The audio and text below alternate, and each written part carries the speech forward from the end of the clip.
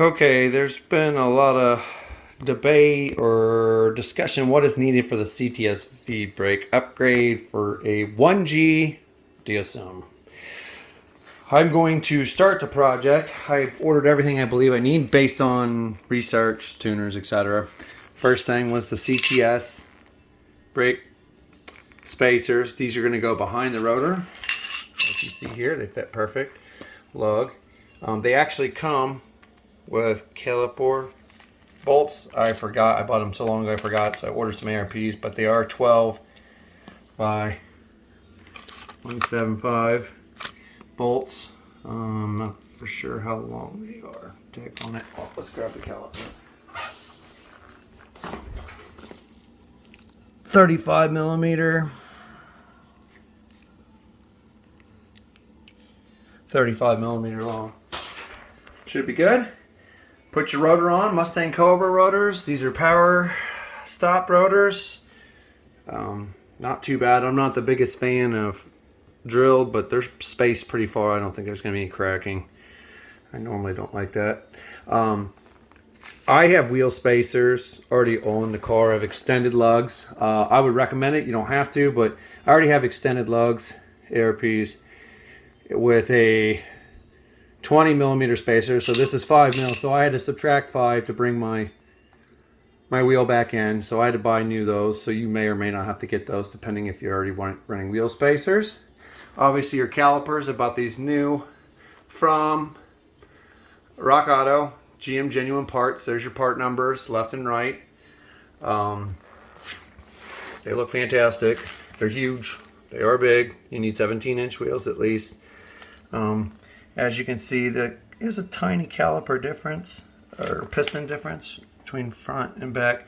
I don't care. It doesn't matter to me. I don't think it's a big deal. You will want some sort of brake adapter here, banjo. There's the part number from Dorman. It fits just perfect. You will need some 10 millimeter crush washers. I've got just enough gap there. The banjo head is 10 millimeters wide. I have 7.2 here, so plenty of clamping force there. That'll be fine. And then, of course, your brake bleeder needs to be up, installing it. I recommend some good quality brake fluid, some O'Toole. Obviously, pads, Hawk pads. I'm telling you what, brake pads are all over the place for this thing. You can get some crappy ones for 50 bucks. Yeah, right. The whole reason I'm buying this is because I need to stop my car because it's fast. These are Hawks HT10s, which is in the middle of full race and full street. They're like $280 now, and Porterfields are expensive. It's just pay to play, baby. It's ridiculous, but that's what pads cost these days. That really drives across the project up, though. You're going to need your brake hardware. Doesn't come with any of that with the calipers.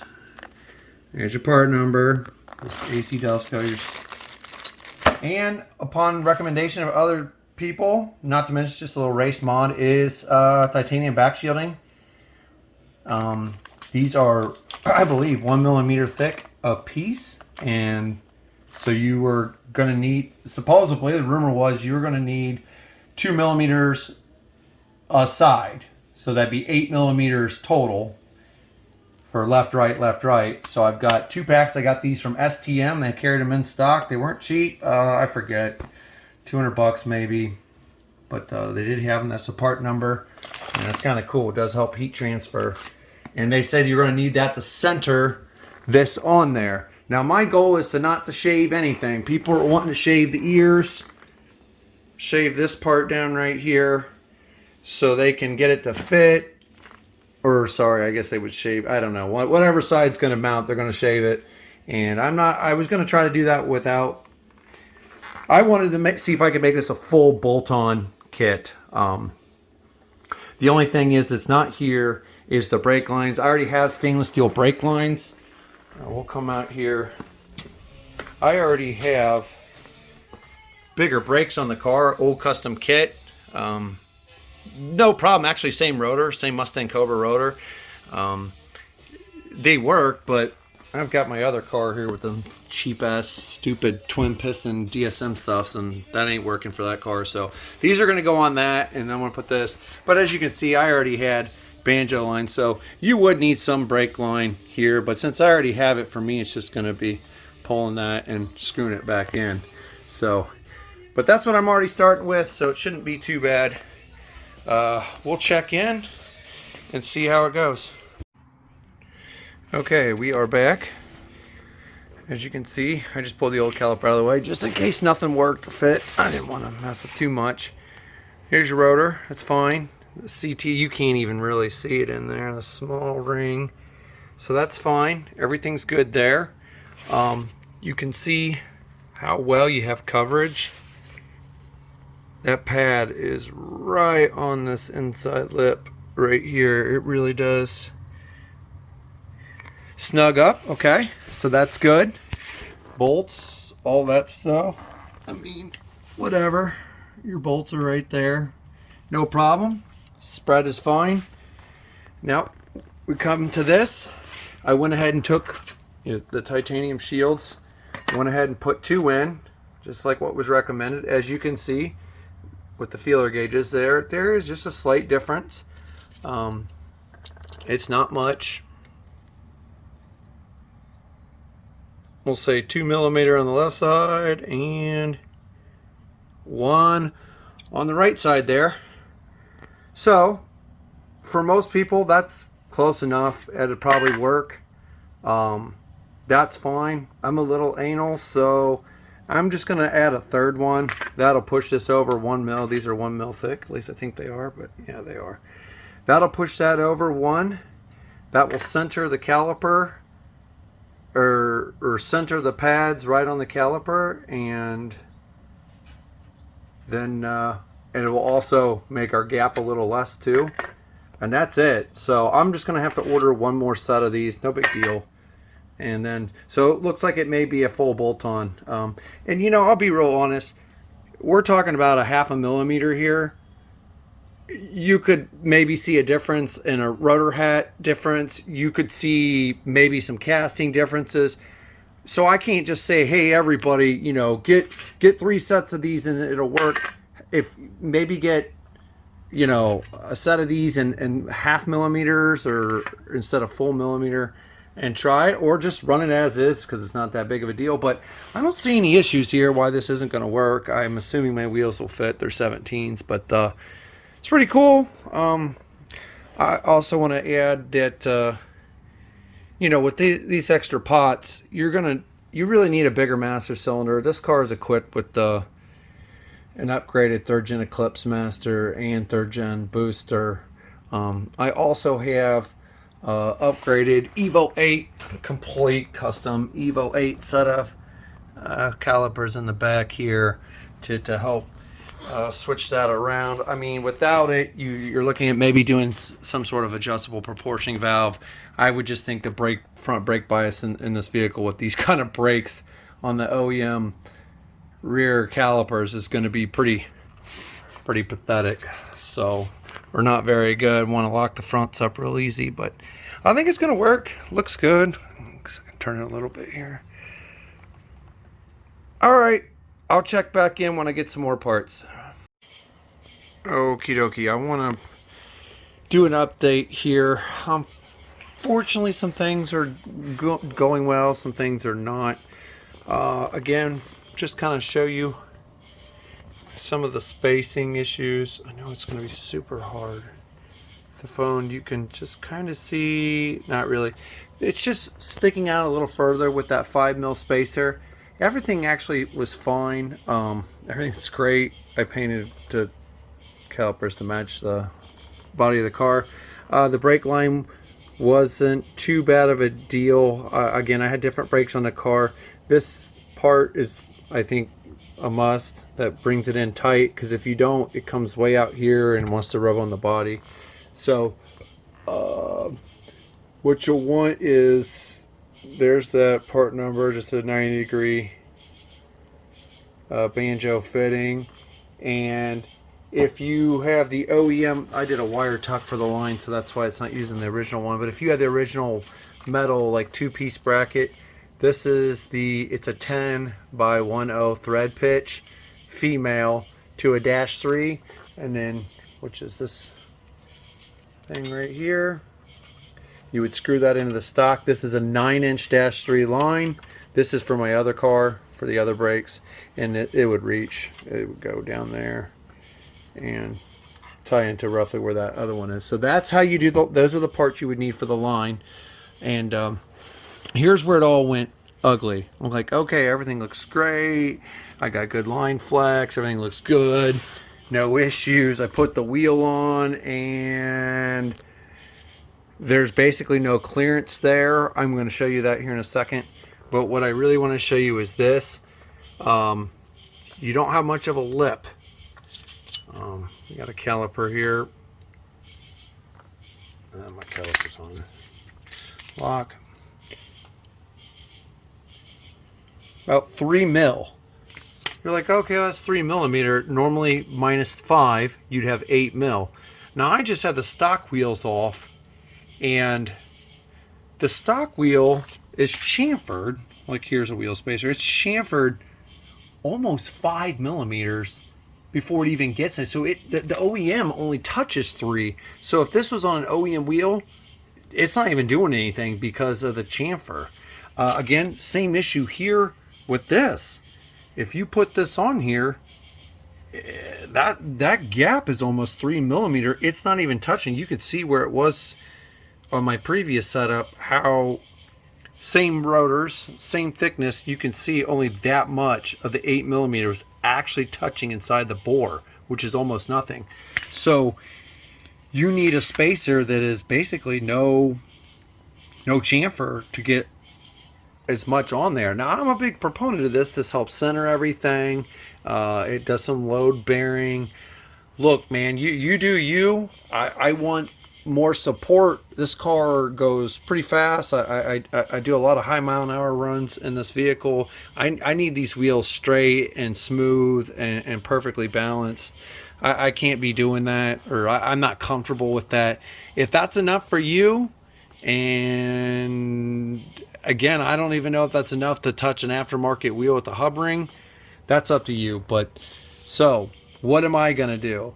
Well, it looks like the CTS, the spacer's not going to work for me. So what I have two options. I'm either going to take 3 mil off the back of the spacer, the CTS, take 3 mil off and mill 3 off here, off the ears to compensate, or I could just take all 5 off here, off the ear, and just skip the spacer altogether. But unfortunately, the spacer does act as a hub ring for the rotor, so I don't know if I really want to do that, because then I got to see if I can still buy spacers from Bayer. I don't know if I can or can't. So that's just a decision I'm going to have to make here real soon. The thickness of the ear is quite big. Oh boy, we're in the dark here. It's pretty thick. It's actually 1 inch thick. It's huge. So 5 mil off of, you know, 1 inch isn't a lot, but I think it would probably be fine. And they don't even need the spacer, but then you need the hub ring. So everything's a damned if you do, damned if you don't. But right now, I'm going to hit pause and I'm going to throw a wheel on there so you can see just how tight it is in the barrel, which was also a huge concern. All right, we're back. I got the wheel on. So these are some Inky PF01 SS. I can't say this all Inkies, but boy, oh boy, we're gonna put this light back here. And there is like nuns clearance. How much is nuns? Well, that's an 8. I don't even know. 8 thousandths of an inch. There you can kind of see.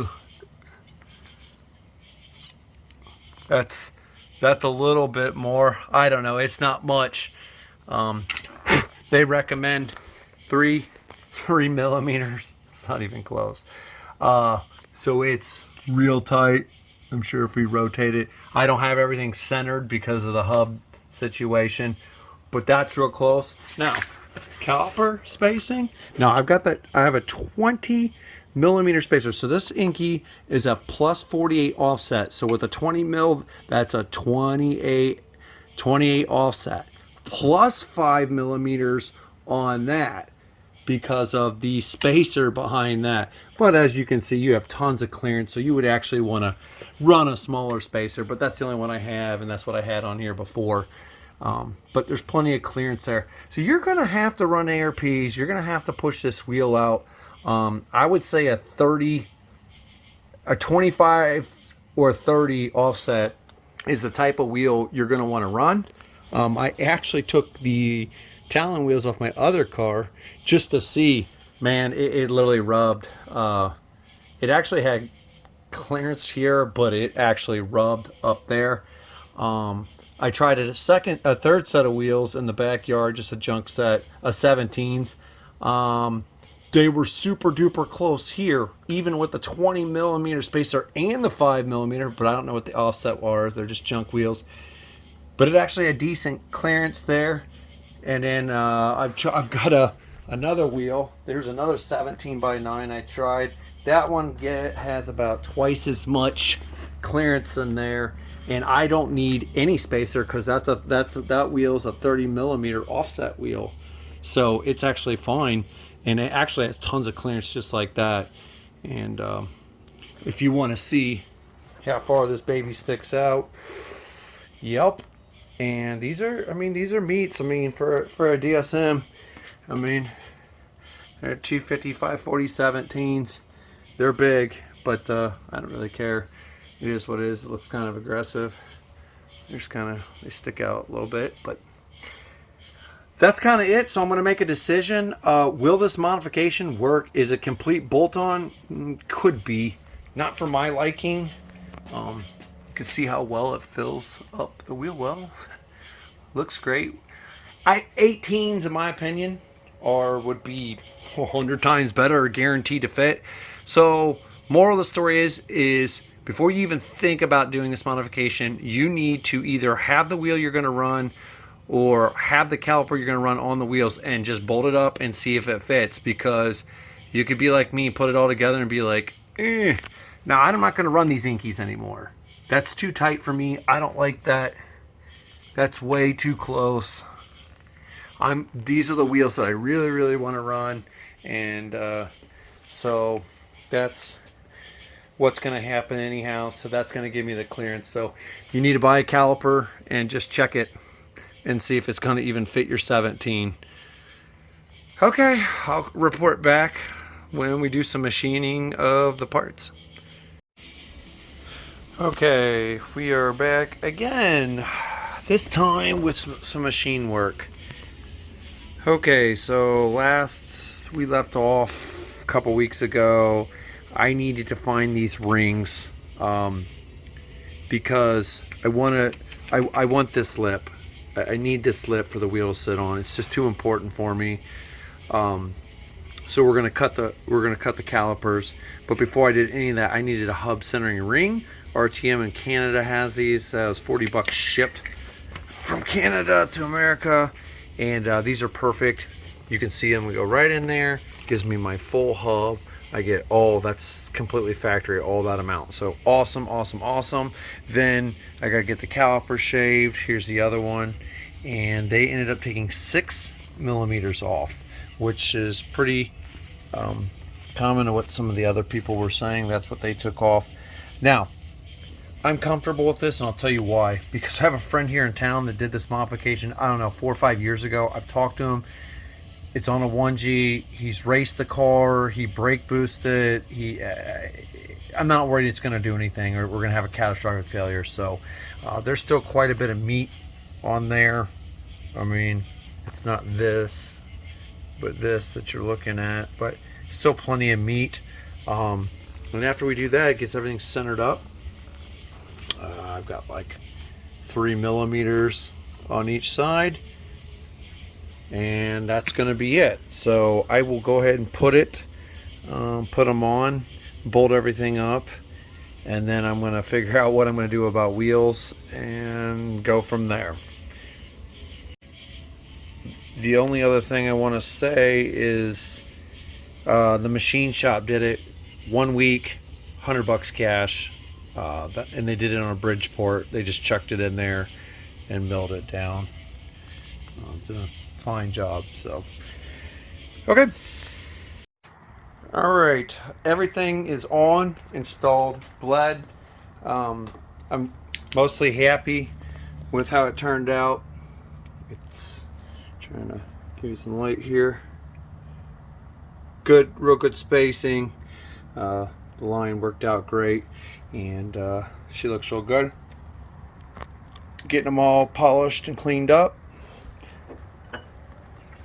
We got our fittings and everything. So, and when I did the machining, I actually gained a little clearance on the rim, on the barrel of the rim, and I'll show you in a second when I put it on. All right, got the wheel on, and yeah, I just picked up a tiny bit of clearance in there to where I think it's going to be acceptable.